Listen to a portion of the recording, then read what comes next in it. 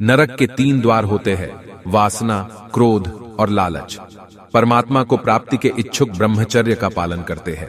एक ज्ञानवान व्यक्ति कभी भी कामुक सुख में आनंद नहीं लेता। कोई भी इंसान जन्म से नहीं बल्कि अपने कर्मों से महान बनता है। प्रबुद्ध व्यक्ति के लिए गंदगी का ढेर, पत्थर और सोना सभी समान है। कर्म मुझे बांधता नहीं, क्योंकि मुझे कर्म के प्रतिफल की कोई इच्छा नहीं। जिस प्रकार अग्नि स्वर्ण को परखती है, उसी प्रकार संकट वीर पुरुषों को। समय से पहले और भाग्य से अधिक कभी किसी को कुछ नहीं मिलता है। कर्म के बिना फल की अभिलाषा करना व्यक्ति की सबसे बड़ी मूर्खता है। यह सृष्टि कर्म क्षेत्र है।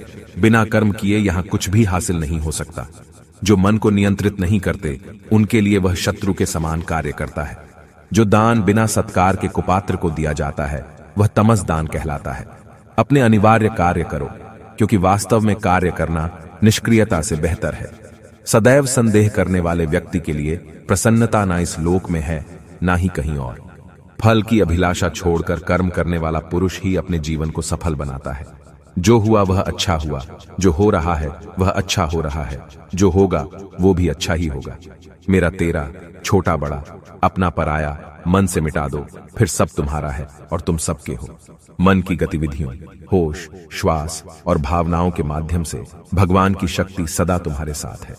धरती पर जिस प्रकार मौसम में बदलाव आता है, उसी प्रकार जीवन में भी सुख दुख आता जाता रहता है।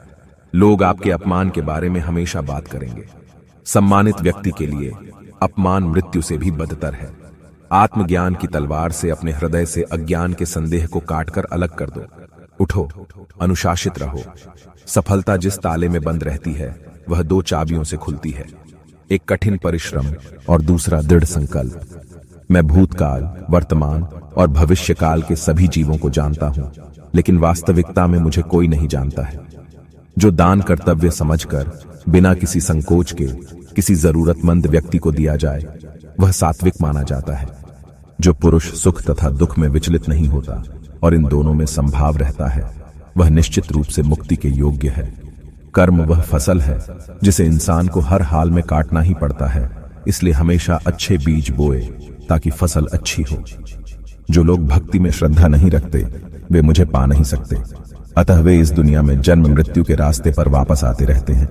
मैं धरती की मधुर सुगंध हूं, मैं अग्नि की ऊष्मा हूं। सभी जीवित प्राणियों का जीवन और सन्यासियों का आत्म संयम भी मैं ही हूं। वह जो सभी इच्छाएं त्याग देता है और मैं और मेरा की लालसा और भावना से मुक्त हो जाता है, उसे शांति प्राप्त होती है। मेरे लिए ना कोई घृणित है ना प्रिय, किंतु जो व्यक्ति भक्ति के साथ मेरी पूजा करते हैं,